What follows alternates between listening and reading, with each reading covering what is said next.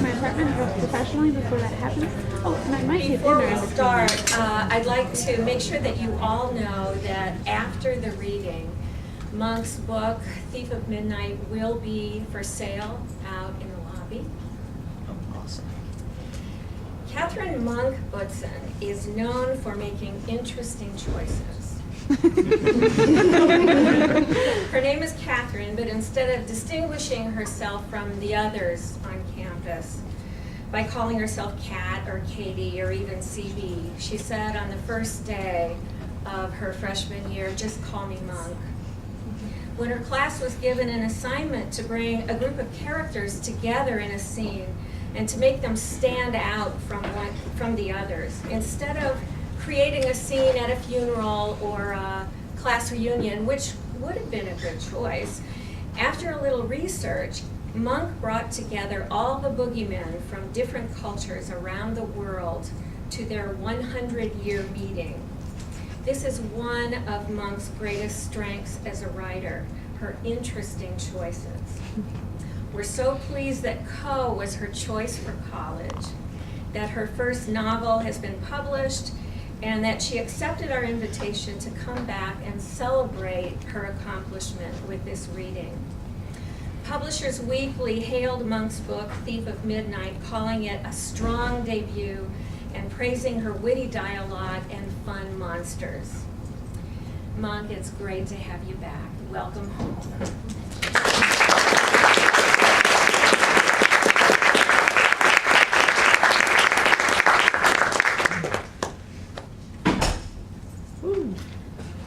Good afternoon, everybody.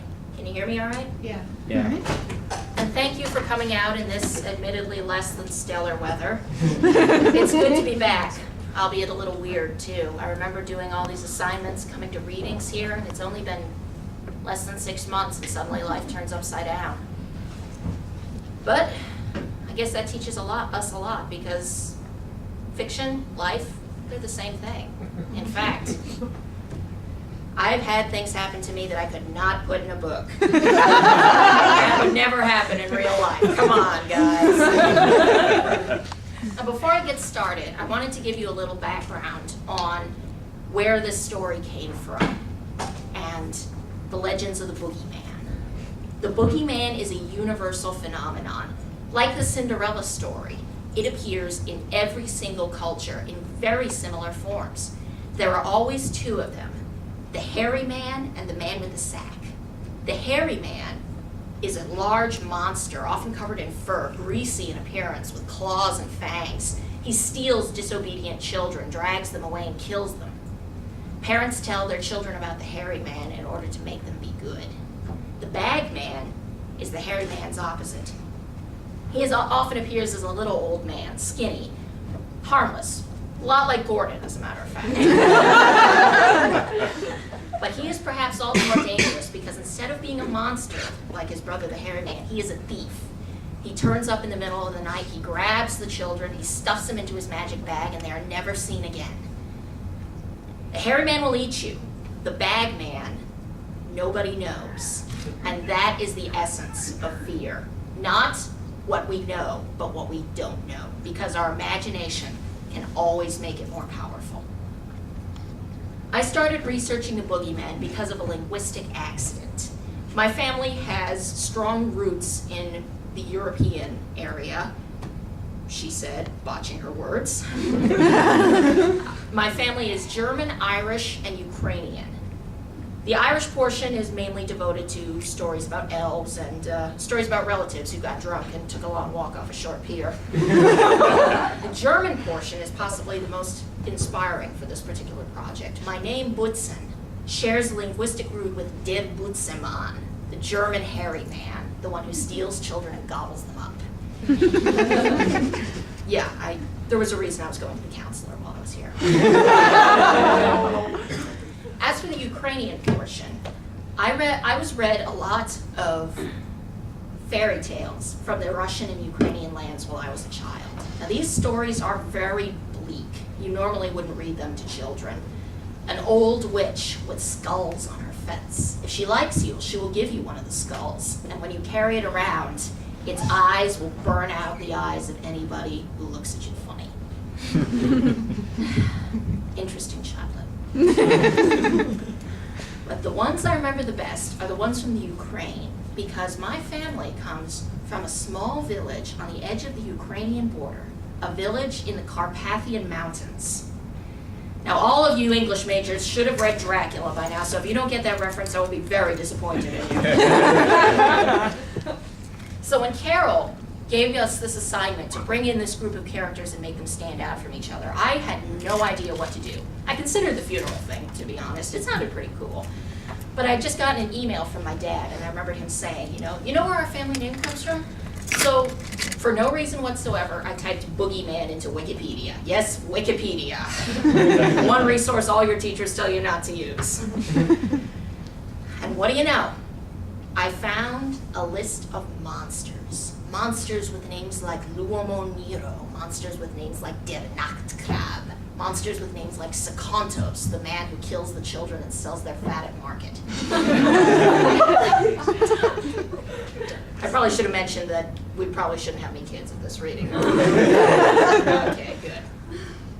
And I realized that despite their differing roots, they all have the same thing in common. They're all hairy men or bagmen. So I started wondering, why are they all the same? Are they related? And the rest just sort of happened. The result is this book. I don't know whether it's good. I don't know whether it's even readable. But I put 1 year of writing into it and 3 years of editing. And I want to tell a good story. And I hope you guys enjoy it. Now, I was thinking about just reading a portion of the introduction.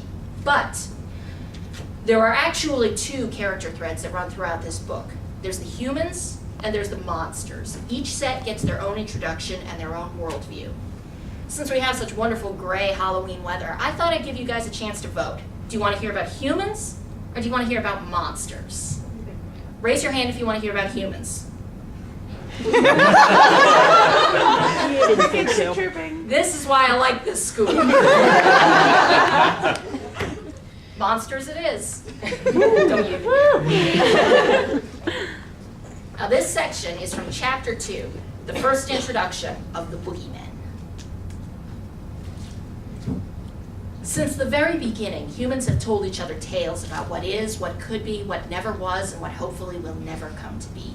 Even history is just another story, people telling their idea of what might have happened, their narratives populated with fantastical characters and unlikely events. Much of what the human race knows is simply more stories, passed on by other equally fallible humans in a 10,000-year game of telephone. And over time, the stories change.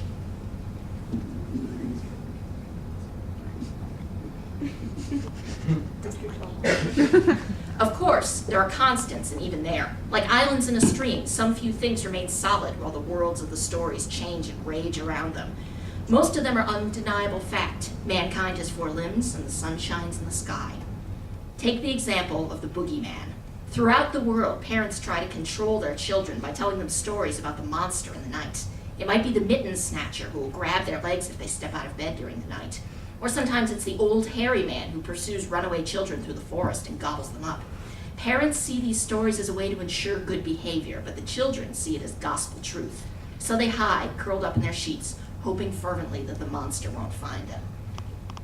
They believe in the stories their parents tell them. What they don't know is that belief has a certain power of its own. Believe enough and you will begin to see evidence of your belief everywhere, in mere